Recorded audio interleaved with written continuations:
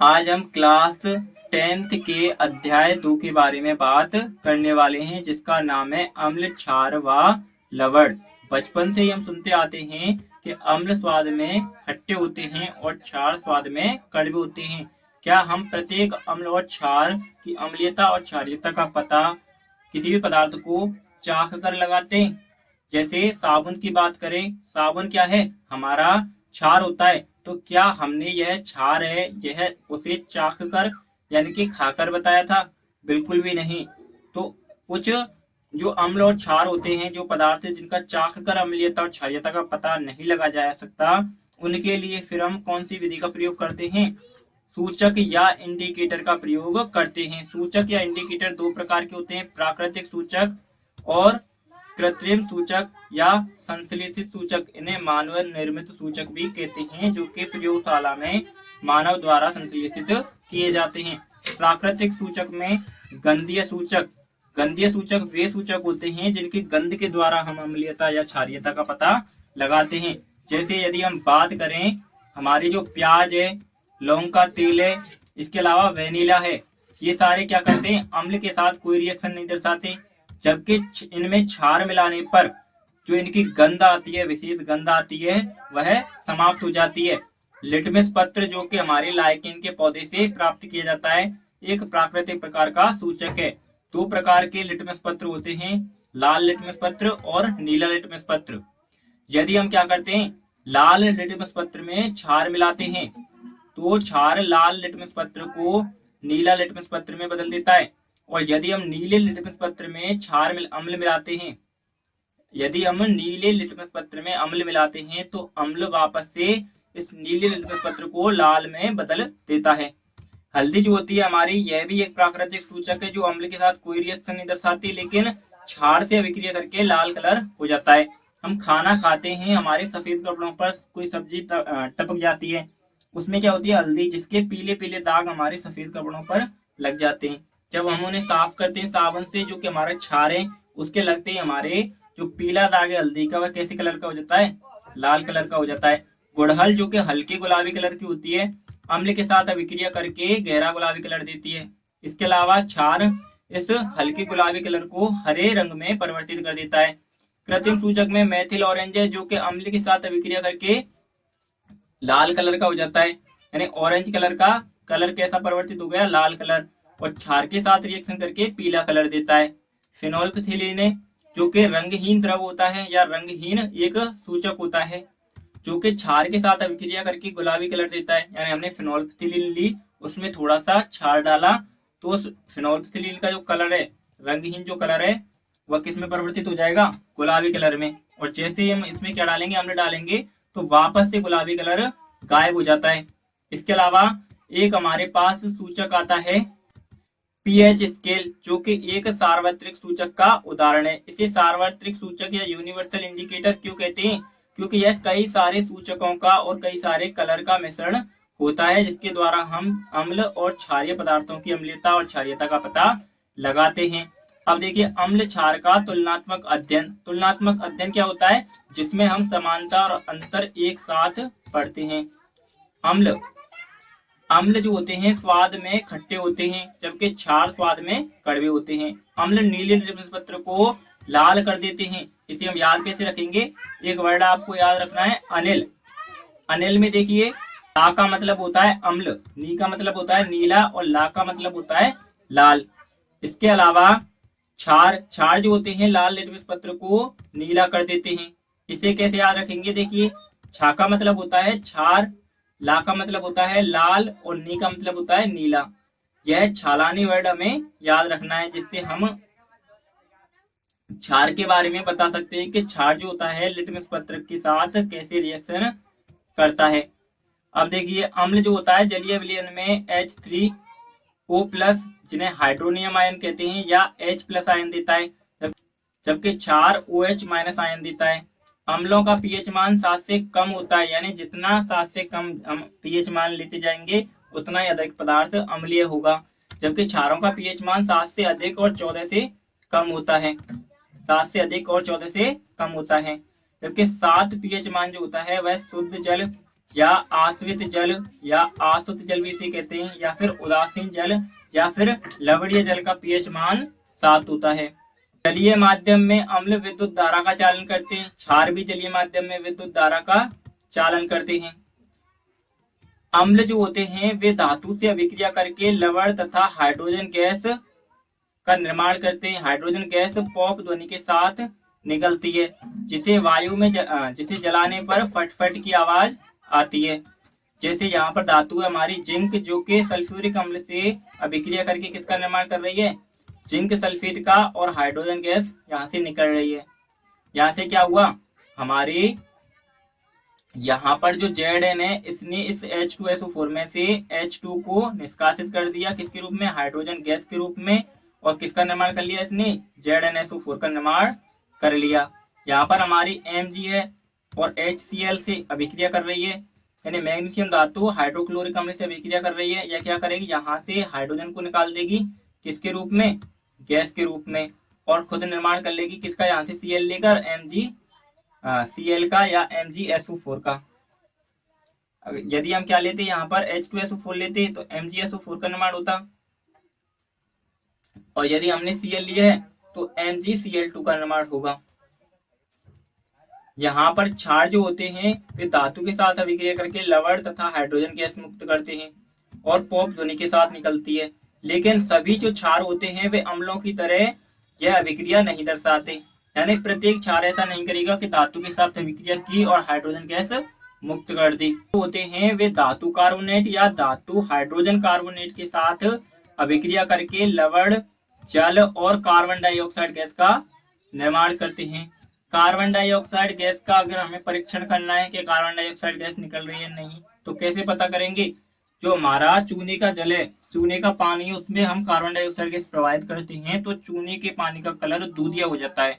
इसके अलावा एक और परीक्षण कर सकते हैं, हम क्या करते हैं, माचिस की तीली जलाते हैं और उसे फूंक मारकर बुझा देते हैं। क्यों, और वह बुझ क्यों जाती है, क्योंकि हम क्या करते हैं, श्वसन के दौरान ऑक्सीजन ग्रहण करते हैं और बाहर कार्बन डाइऑक्साइड गैस छोड़ते हैं। कार्बन डाइऑक्साइड गैस मतलब आपको बुझा देती है। हम क्या करेंगे, हमारी जो कार्बन डाइऑक्साइड गैस है वह निकल रही है, उसे उसके पास माचिस की तीली लेकर आएंगे, और जैसे ही माचिस की तीली लाएंगे वह क्या करेगा, माचिस की तीली को बुझा देगी। उदाहरण के लिए देखिए यहाँ पर सल्फ्यूरिक अम्ल है, जो कि धातु कार्बोनेट यानी सोडियम कार्बोनेट से क्रिया करके किसका निर्माण कर रहा है, सोडियम सल्फेट का, जल का और कार्बन डाइऑक्साइड गैस का निर्माण कर रहा है।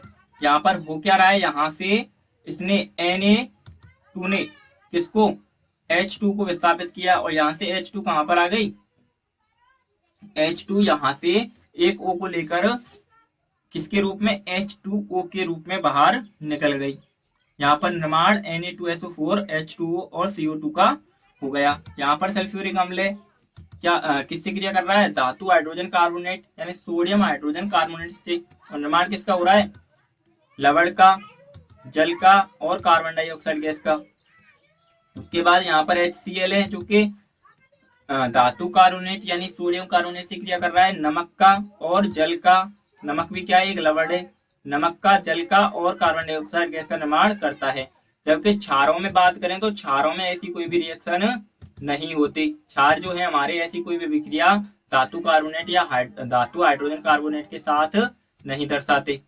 अब देखिए उदासीनीकरण अभिक्रिया, इसमें क्या हो रहा है, हमारा जो अम्ल है और क्षार है दोनों की आपस में रिएक्शन होती है और लवण तथा जल का निर्माण होता है।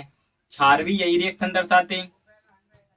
देखिए यहाँ पर हमने क्या किया, अम्ल लिया और क्षार लिया, H2SO4 सल्फ्यूरिक अम्ल और NaOH हाइड्रोक्लोरिक अम्ल, दोनों की रिएक्शन कराई तो किसका निर्माण हुआ, Na2SO4 सोडियम सल्फेट लवण का निर्माण हुआ और जल का निर्माण हुआ। हाइड्रोक्लोरिक अम्ल और सोडियम हाइड्रोक्साइड क्षार की क्रिया कराई, NaCl सोडियम क्लोराइड यानी नमक का और जल का निर्माण हुआ। HBr तथा NaOH की रिएक्शन कराई, NaBr का निर्माण हुआ और जल का निर्माण हुआ। अब देखिए अम्ल जो होते हैं वे धात्विक ऑक्साइडों से क्रिया करके लवण और जल का निर्माण करते हैं। अभी हमने देखा था अम्ल क्षार के साथ रिएक्शन करके भी लवण और जल का निर्माण कर रहे हैं, और धात्विक ऑक्साइडों के साथ मिलकर भी लवण और जल का निर्माण कर रहे हैं। इसका मतलब क्या हुआ, हमारे जो धात्विक ऑक्साइड होते हैं कैसी प्रकृति के होते हैं, क्षारीय प्रकृति के होते हैं। जैसे देखिए HCl हाइड्रोक्लोरिक अम्ल क्रिया कराई हमने धातु ऑक्साइड से जो कि क्षारीय प्रकृति का है। निर्माण होगा किसका? NaCl तथा H2O।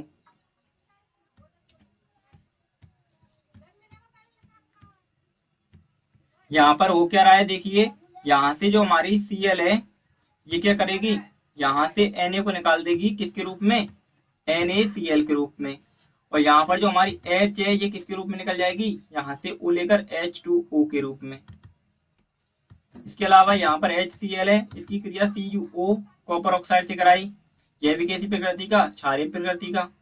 ये क्या करेगा, यहाँ से Cu जो है Cl को लेकर किसके निर्माण रूप में निकल जाएगा? CuCl2 के रूप में। और यहाँ से फिर से H2O हमारे पास बच जाएगी। बैलेंस से कर लेंगे, बैलेंस नहीं है रिएक्शन। उसके अलावा यहाँ पर क्षार जो होते हैं वो अधात्विक ऑक्साइडों के साथ रिएक्शन करके लवण और जल का निर्माण करते हैं। अब देखिए लवण और जल का निर्माण कर रहे थे कौन? क्षार। किसके साथ रिएक्शन करके? अम्ल के साथ। अब अधात्विक ऑक्साइडों के साथ भी लवण और जल का निर्माण कर रहे हैं। मतलब क्या हुआ, हमारे अधात्विक ऑक्साइड कैसी प्रकृति के होते हैं? हमारे अधात्विक ऑक्साइड अम्लीय प्रकृति के होते हैं। हमारा जो निष्कर्ष निकलेगा वह क्या निकलेगा? हमारा निष्कर्ष निकलेगा कि अधात्विक ऑक्साइड अम्लीय प्रकृति के होते हैं, या फिर कहें उदासीन प्रकृति के होते हैं। जैसे कि जल, जल भी क्या हमारा एक अधात्विक ऑक्साइड है जो कि उदासीन प्रकृति का होता है। अब देखिए अम्ल की प्रबलता का मापन। अम्ल जो होते हैं जलीय माध्यम में जितने अधिक H+ या H3O+ यानी हाइड्रोनियम आयन देते हैं उतने ही अधिक प्रबल होते हैं। यानी अम्ल की प्रबलता समानुपाती होती है H+ आयन या हाइड्रोनियम आयन की। क्षार की बात करें प्रबलता की, तो क्षार जो होते हैं जलीय माध्यम में OH- आयन देते हैं। जितने अधिक OH- आयन देंगे उतने अधिक क्षार क्या होंगे? प्रबल होंगे। क्षार की प्रबलता समानुपाती होती है OH- आयन की। अब देखिए सभी हाइड्रोजन युक्त यौगिक अम्लीय प्रकृति के नहीं होते। यानी ऐसा नहीं है कि जितने भी हाइड्रोजन युक्त यौगिक हैं वह सभी अम्लीय प्रकृति के होंगे, ऐसा बिल्कुल भी नहीं है। जैसे कि हम बात करें किसकी? ग्लूकोज की बात करें, जिसका रासायनिक सूत्र होता है C6H12O6। इसमें क्या है, हमारी हाइड्रोजन है, पर फिर भी यह क्या नहीं होता? अम्लीय प्रकृति का नहीं होता। एथेनॉल या अल्कोहल की बात करें जिसका रासायनिक सूत्र है C2H5OH, इसमें भी हमारी क्या है? H है, पर इसका मतलब यह नहीं है कि यह भी क्या है? अम्लीय प्रकृति का है। यह भी अम्लीय प्रकृति का नहीं होता। ये दोनों ही अम्लीय प्रकृति के नहीं होते और ना ही विद्युत धारा का चालन करते हैं। ऐसा क्यों होता है? क्योंकि जलीय माध्यम में ये दोनों H+ आयन नहीं देते, इसलिए ना तो अम्लीय प्रकृति के होते हैं और ना ही क्षारीय प्रकृति के होते हैं। यहाँ पर कुछ और उदाहरण दिए हुए हैं, जैसे कि बात करें हम HCl की, यह H+ आयन भी देता है जलीय माध्यम में और विद्युत धारा का चालन भी करता है। CH3COOH यह भी H+ आयन देता है और विद्युत धारा का चालन करता है।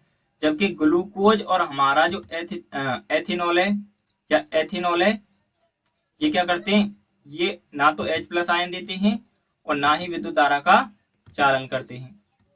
अब देखिए अम्ल और क्षार का तनुकरण। तनुकरण का मतलब क्या होता है? पतला करना। जब हम अम्ल और क्षार का तनुकरण करते हैं यानी उन्हें पतला करते हैं तो क्या होती है? ऊष्माक्षेपीय विक्रिया होती है, यानी अत्यधिक ऊष्मा उत्सर्जित होती है, जिसकी वजह से क्या होता है? हमारा जो पात्र जिसमें हम अम्ल या क्षार का तनुकरण कर रहे हैं वह पात्र गर्म होकर फट जाता है या टूट जाता है। इसलिए हम क्या करते हैं? अम्ल या क्षार में जल नहीं मिलाते, बल्कि अम्ल या क्षार में जल नहीं मिलाते बल्कि जल में अम्ल या क्षार मिलाते हैं धीरे धीरे धीरे धीरे। इस प्रकार हम तनुकरण करते हैं। इसके अलावा जो क्षार होता है हमारा, क्षार क्या होता है? जो जल में घुलनशील क्षारक हैं उन्हीं को हम क्या कहते हैं? क्षार कहते हैं। इसके अलावा हम बात करने वाले हैं अम्ल की प्रबलता का पीएच स्केल द्वारा मापन। पीएच स्केल क्या होती है? पीएच स्केल एक सार्वत्रिक सूचक यानी यूनिवर्सल इंडिकेटर होता है जिसके द्वारा हम अम्ल और क्षार की क्षारीयता का और अम्लीयता का पता लगाते हैं। यहाँ पर पीएच का मतलब होता है पावर ऑफ हाइड्रोजन, यानी हाइड्रोजन की शक्ति। यानी जितने अधिक हाइड्रोजन आयन होंगे वह पदार्थ उतना ही अधिक अम्लीय होगा और जितने कम H+ आयन होंगे उतना ही क्षारीय होगा, या फिर जितने अधिक OH- आयन होंगे उतना ही अधिक क्षारीय होगा। यह हमारी क्या है? पीएच स्केल है। इसमें देखिए इस मध्य भाग में क्या है? मध्य भाग में 7 है पीएच मान, जो कि क्या है? उदासीन है, जो कि शुद्ध जल का मान होता है। इससे जैसे जैसे हम क्या करेंगे? नीचे जाते जाएंगे, क्या बढ़ती जाएगी, हमारी H प्लस आयन की सांद्रता बढ़ती जाएगी। ठीक है, और क्या बढ़ती जाएगी, जैसे जैसे H प्लस आयन की सांद्रता बढ़ती जाएगी वैसे वैसे अम्लीयता बढ़ती जाएगी। इधर की साइड में हमारे OH माइनस आयन की सांद्रता बढ़ती जाएगी, जिससे क्या होगा, हमारी क्षारीयता बढ़ती जाएगी। देखिए प्रबल अम्ल क्या होते हैं, अधिक संख्या में H प्लस आयन उत्पन्न करने वाले अम्ल प्रबल अम्ल कहलाते हैं। जैसे सल्फ्यूरिक अम्ल है, हाइड्रोक्लोरिक अम्ल है, ये कैसे अम्ल है, प्रबल अम्ल है, क्योंकि जलीय माध्यम में अधिक H प्लस आयन मुक्त करते हैं।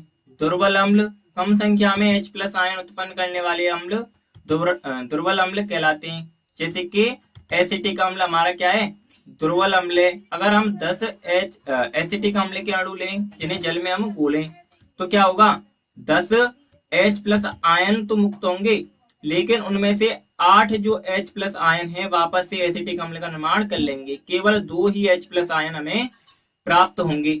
इसलिए यह क्या है, एक दुर्बल अम्ल का उदाहरण है। प्रबल क्षार, अधिक संख्या में OH माइनस आयन देने वाले क्षार प्रबल क्षार कहलाते हैं।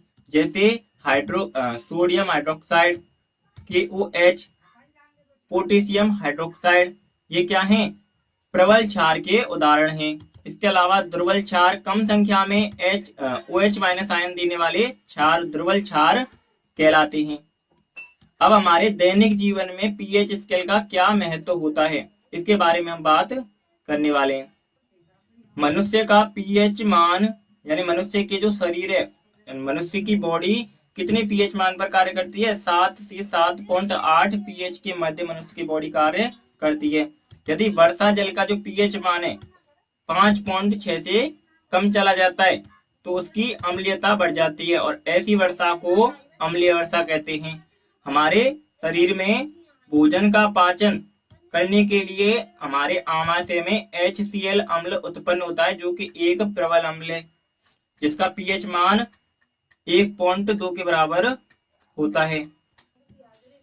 हमारे मुंह का जो पीएच मान होता है वह होता है 5.5 से अधिक। यदि इसका पीएच मान 5.5 से कम हो जाता है तो हमारे दांतों में अम्लीयता बढ़ती जाती है, जिसे हम दंत क्षय या दांतों का क्षय होना भी कहते हैं।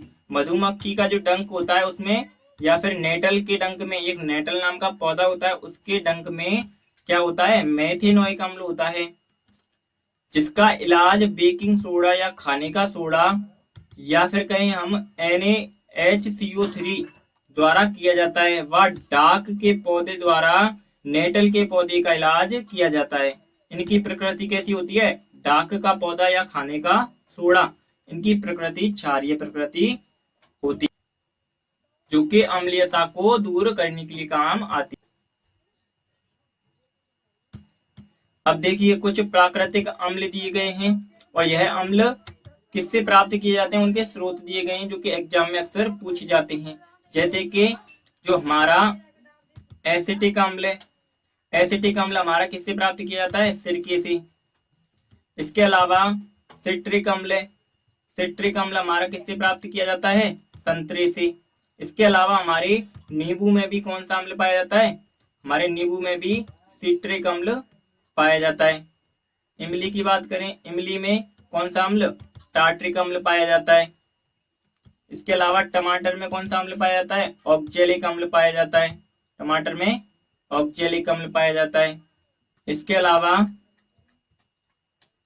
लैक्टिक अम्ल की बात करें, हमारे दही में या खट्टे दूध में लैक्टिक अम्ल पाया जाता है। नींबू में हमने बात कर ली, कौन सा अम्ल, सिट्रिक अम्ल। इसके अलावा चींटी के डंक में या फिर कहें नेटल के डंक में, नेटल का जो पौधा होता है, इन दोनों में मेथेनोइक अम्ल पाया जाता है। हमसे एग्जाम में प्रश्न पूछा जाता है कि यह अम्ल जो है किस से प्राप्त किया जाता है, या फिर संतरे में कौन सा अम्ल होता है, इमली में कौन सा, टमाटर में कौन सा अम्ल होता है, ऐसे एग्जाम में हमसे क्वेश्चन पूछा जाता है। लवण की बात करें, लवण देखिए कितने प्रकार के होते हैं, लवण 3 प्रकार के होते हैं। यदि हमारे लवण में प्रबल अम्ल और प्रबल क्षार का मिश्रण है तो हमारा लवण कैसा होगा, उदासीन, यानी इसका पीएच मान 7 होगा। इसके अलावा हमारे लवण में यदि हमारा अम्ल जो है वह प्रबल है लेकिन क्षार हमारा कैसा है, दुर्बल है, तो हमारा जो अम्ल है कैसी प्रकृति का होगा, हमारा जो लवण है वह अम्लीय प्रकृति का होगा। यदि हमारे लवण में दुर्बल अम्ल है तथा प्रबल क्षार है तो हमारा लवण क्षारीय प्रकृति का होगा। ये हमसे पूछा जाता है, एग्जाम में खाली जगह दे दी जाती है कि कौन से अम्ल और कौन से क्षार से मिलकर किस प्रकार के लवण का निर्माण होगा। उदाहरण के लिए देखिए NaCl यानी सोडियम क्लोराइड या फिर कहें नमक। एग्जाम में कि नमक किस प्रकार का लवण है, तो हम देखिए इसका पता कैसे लगाएंगे। हम क्या करेंगे, इस NaCl का जो निर्माण हुआ है यानी इस नमक का जो निर्माण हुआ है इस रिएक्शन को उल्टा करेंगे, ठीक है, जिससे हम पता लगा सकते हैं कि इसमें कौन सा अम्ल मिला हुआ है और कौन सा क्षार मिला हुआ है। देखिए यहाँ पर क्या Na दिया हुआ है, ये Na किससे आया होगा, Na जो है वह किससे आया होगा, वह आया होगा NaOH से यानी कि प्रबल क्षार से। यहाँ पर हमें पता चला कि क्या था, प्रबल क्षार था। और अम्ल का पता लगाना है, यहाँ पर Cl है, Cl का हमें पता चला कि कहाँ से आया होगा, HCl से यानी हाइड्रोक्लोरिक अम्ल से। और जल का निष्कासन हुआ होगा, H2O यहाँ से बाहर निकला होगा और जल का निर्माण हुआ होगा। अब देखिए हमें पता है कि जब हम अम्ल और क्षार की रिएक्शन कराते हैं तो किसका निर्माण होता है, अम्ल और क्षार की रिएक्शन कराने से हमारे लवण और जल का निर्माण होता है। हमारा लवण क्या बन रहा है, NaCl और जल है। यहाँ से हम देखें कि Na है, H2O को हम और कैसे लिख सकते हैं, H2O को हम लिख सकते हैं HOH।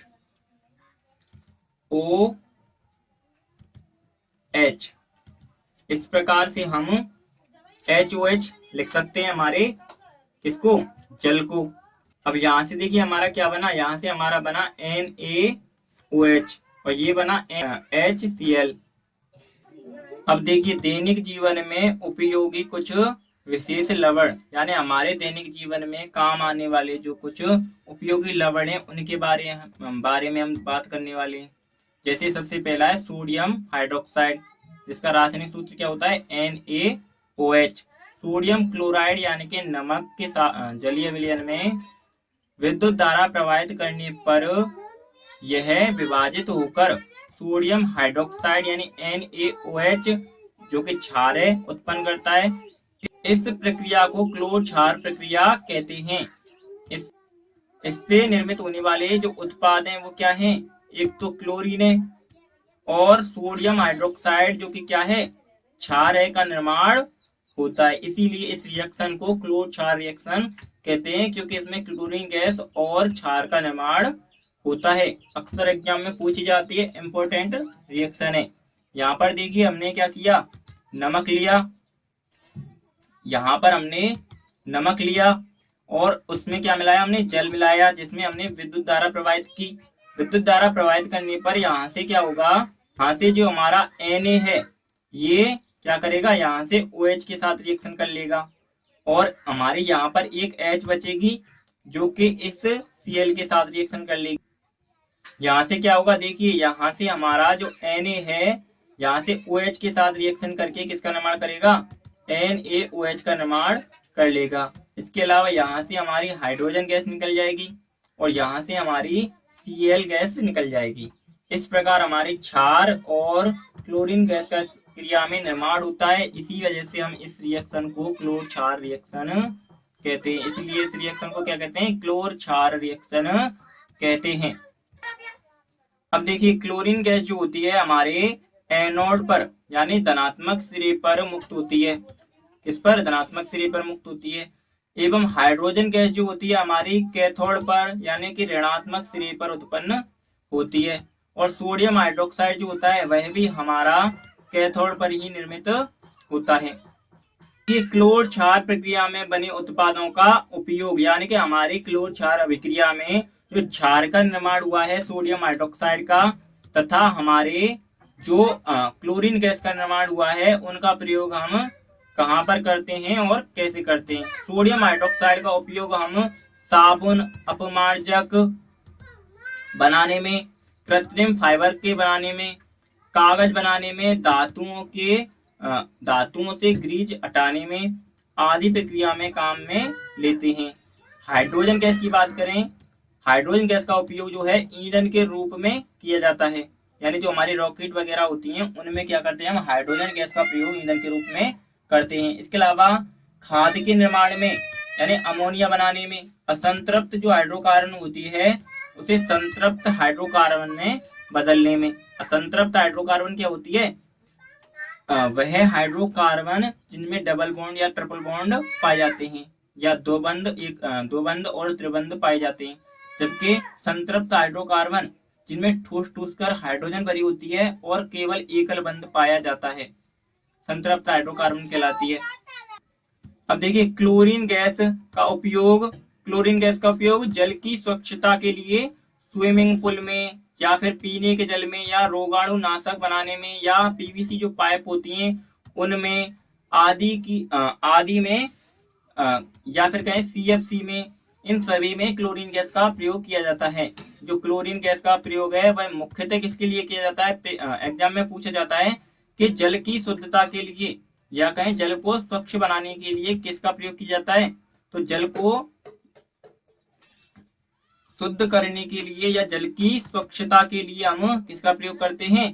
क्लोरीन गैस का प्रयोग करते हैं। जल की स्वच्छता के लिए किसका प्रयोग करते हैं? क्लोरीन गैस का या विरंजक चूर्ण का प्रयोग करते हैं। विरंजक चूर्ण की यदि हम बात करें, विरंजक चूर्ण का रासायनिक सूत्र होता है CaOCl2 कैल्शियम ऑक्सीक्लोराइड, जिसे हम ब्लीचिंग पाउडर भी कहते हैं। इसमें क्या होती है? हमारी क्लोरीन गैस होती है और हमें पता है क्लोरीन गैस का प्रयोग हम किसके लिए करते हैं? जल की स्वच्छता के लिए करते हैं। इसलिए ब्लीचिंग पाउडर का भी प्रयोग हम किसके लिए करते हैं? जल की स्वच्छता के लिए करते हैं। यहाँ पर हमारा बुझा हुआ चूना है CaOH का whole twice calcium hydroxide, chlorine gas से रिएक्शन कराएंगे CaOCl2 का निर्माण होगा, यानी विरंजक चूर्ण या ब्लीचिंग पाउडर का निर्माण होगा तथा जल का निर्माण होगा।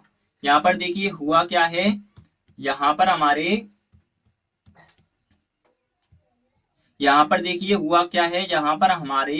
जो Ca और OH का होल ट्वाइस, OH का होल ट्वाइस मतलब कितनी OH है? यहाँ पर 2 OH है, OH और OH, 2 बार OH है।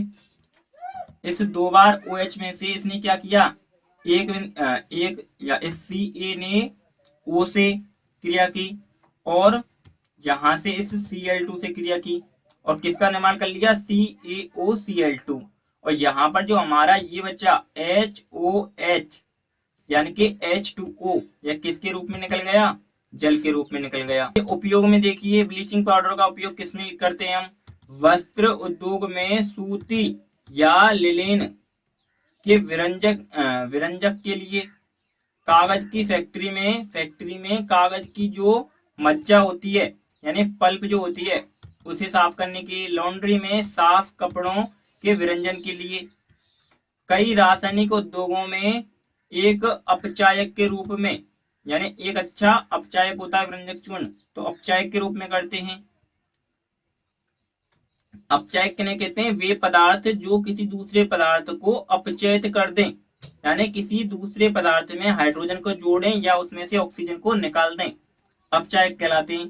पीने के जल को शुद्ध करने के लिए या जीवाणुओं से मुक्त करने के लिए भी हम विरंजक चूर्ण का प्रयोग करते हैं, जो कि एग्जाम में पूछा जाता है। अगला है सोडा, बेकिंग सोडा या खाने का सोडा या सोडियम हाइड्रोजन कार्बोनेट, जिसका रासायनिक सूत्र होता है NaHCO3।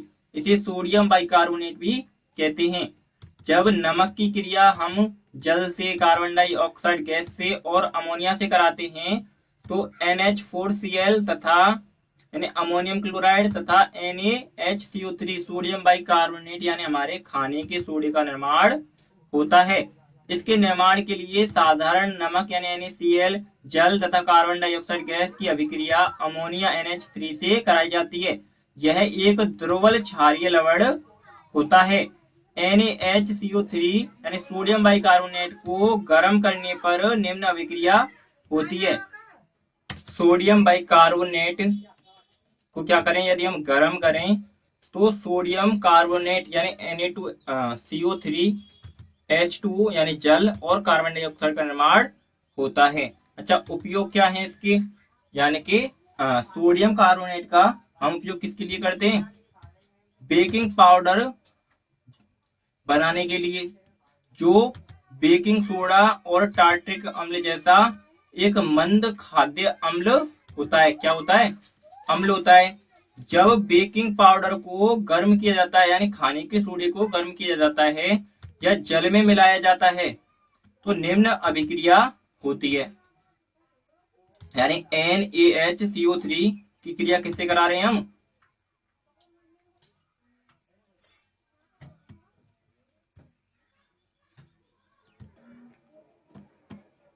उपयोग क्या है इस बेकिंग सोडा का? बेकिंग सोडा पाउडर बनाने में, जो कि क्या है?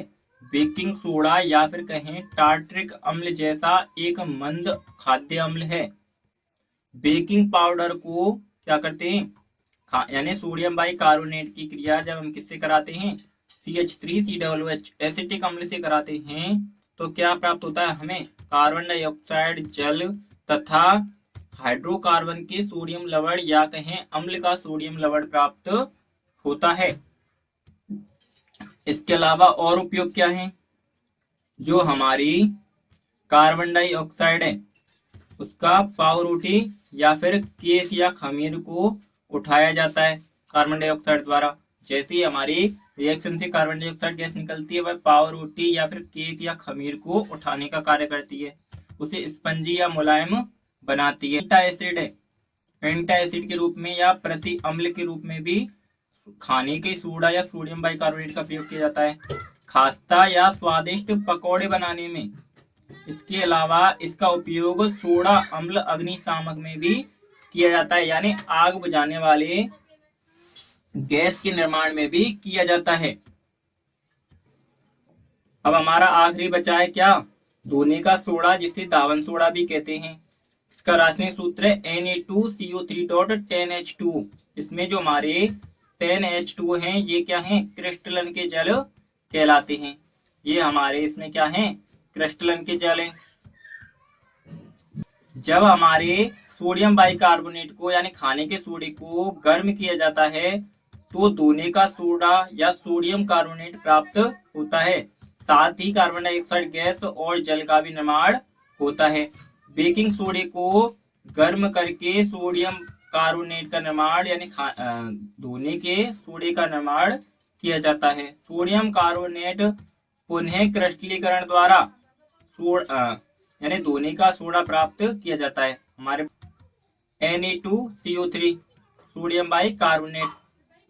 यहाँ पर ये सूत्र गलत लिखा हुआ है, यहाँ पर क्या होगा? ये Na2CO3 होगा, यानी सोडियम कार्बोनेट, जिसका हम क्या कर रहे हैं? जल के 10 अणु के साथ अभिक्रिया करा रहे हैं, यानी क्रिस्टलन करा रहे हैं, और Na2CO3.10H2O यानी धोने का सोडा प्राप्त होता है। यह एक क्षारीय लवण है। कैसा लवण है? क्षारीय। अच्छा, उपयोग क्या है इसके?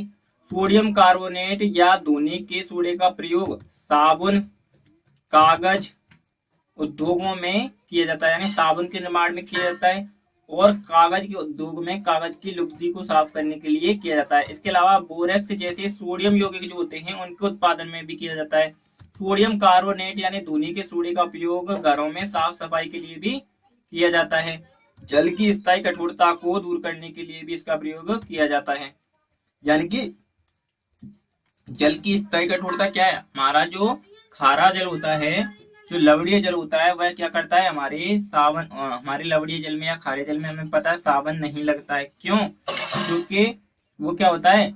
एक कठोर जल कहलाता है और जल की स्थायी कठोरता कहलाती है। उसे दूर करने के लिए हम धोने के सोडे के जो पाउडर होता है, यानी हम जिसे अपनी भाषा में सर्फ कहते हैं, उसका प्रयोग करते हैं। हमें पता है ना, सर्फ हमारे खारे जल में भी झाग उत्पन्न करती है और कपड़ों को साफ करती है। तो धोने के सोडे या पाउडर का निर्माण करने में भी किया जाता है। क्रिस्टलन का जल। क्रिस्टलन का जल किसे कहते हैं? किसी लवण के एक सूत्र इकाई में उपस्थित जल के निश्चित अणुओं की संख्या क्रिस्टलन का जल कहलाती है। जैसे CuSO4.5H2O, यहाँ पर हमारे कॉपर सल्फेट में जल के कितने अणु हैं? 5 अणु हैं। ये क्या होंगे? हमारे कॉपर सल्फेट के 5 क्रिस्टलन के अणु कहलाएंगे, क्रिस्टलन का जल कहलाएगा। सोडियम कार्बोनेट, धोने के सोडे में कितने जल के अणु होते हैं? क्रिस्टलन के जल होते हैं 10।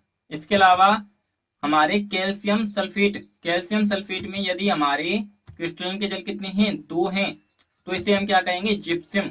यदि हमारे कैल्शियम सल्फेट में क्रिस्टलन के जल कितने हैं? आधा है, तो इसका निर्माण होगा POP का, जिसे प्लास्टर ऑफ पेरिस कहते हैं। अब देखिए उपयोग, खिलौना बनाने में, मूर्तियां बनाने में, टूटी हड्डियों को जोड़ने में और दीवारों को चिकना करने में। POP या प्लास्टर ऑफ पेरिस का प्रयोग किसके लिए करते हैं? हम खिलौने बनाने में, मूर्ति बनाने में, टूटी हड्डियों को जोड़ने के लिए या दीवारों को चिकना करने के लिए करते हैं। नोट, शुक्र या वीनस का वायुमंडल सल्फ्यूरिक अम्ल के मोटे, श्वेत तथा काले बादलों से बना हुआ है, इसलिए वहां पर जीवन संभव नहीं है। प्रश्न पूछा जाता है शुक्र ग्रह पर जीवन संभव क्यों नहीं है? क्योंकि वहां का जो वायुमंडल है सल्फ्यूरिक अम्ल के बादलों से बना हुआ है। पीएच मान, हमारी जो लार होती है खाना खाने से पहले उसका पीएच मान कितना होता है? 7.4। लार जो होती है खाना खाने के बाद उसका पीएच मान कितना होता है? 5.8। नींबू का रस है, उसका पीएच मान कितना होता है? 2.2। रंग रहित वातित पेय, उसका पीएच मान कितना होता है? 3.5। इसके अलावा जठर रस है, उसका पीएच मान कितना होता है? 1.2। गाजर है, गाजर का पीएच मान कितना होता है? 3.5। कॉफी है, कॉफी का पीएच मान कितना होता है? 4.5 से 6.0 के मध्य। टमाटर का पीएच मान कितना होता है? 4.1 से 4.6 के मध्य। नल के जल का पीएच मान कितना होता है? 6.5 से 7.5। 1 मोल NaOH यानी सोडियम हाइड्रोक्साइड का पीएच मान कितना होता है? 13 से 14। और 1 मोल HCl हाइड्रोक्लोरिक अम्ल का पीएच मान कितना होता है? 1। इसके अलावा उदासीन जल या शुद्ध जल का या आश्रित जल का पीएच मान कितना होता है? 7। हमारे रक्त, स्वेद यानी पसीने और मूत्र का पीएच मान कितना होता है? 7.4। मैग्नीशियम हाइड्रोक्साइड जिसे हम एंटा एसिड भी कहते हैं का पीएच मान कितना होता है? 10।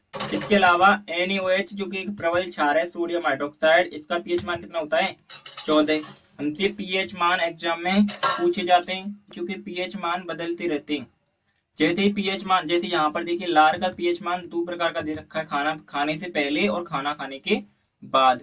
तो पीएच मान बदलते रहते हैं, ये फिक्स नहीं होते, कुछ के फिक्स होते हैं। जैसे कि यहाँ पर दिया हुआ है हमारे मानव के जो रक्त है उसका पीएच मान, पसीने का पीएच मान और मूत्र का पीएच मान 7.4 होता है, यह फिक्स होता है। इसके अलावा मानव बॉडी जो होती है वह कितने पीएच के मध्य कार्य करती है? 7 से 7.8 पीएच मान के मध्य कार्य करती है। अध्याय 2 भी समाप्त हो चुका है। नोट्स की जो PDF है वह आपको वीडियो के डिस्क्रिप्शन में उपलब्ध करा दी जाएगी, वहां से आप इसके नोट्स निकाल सकते हैं और अपने एग्जाम की तैयारी कर सकते हैं।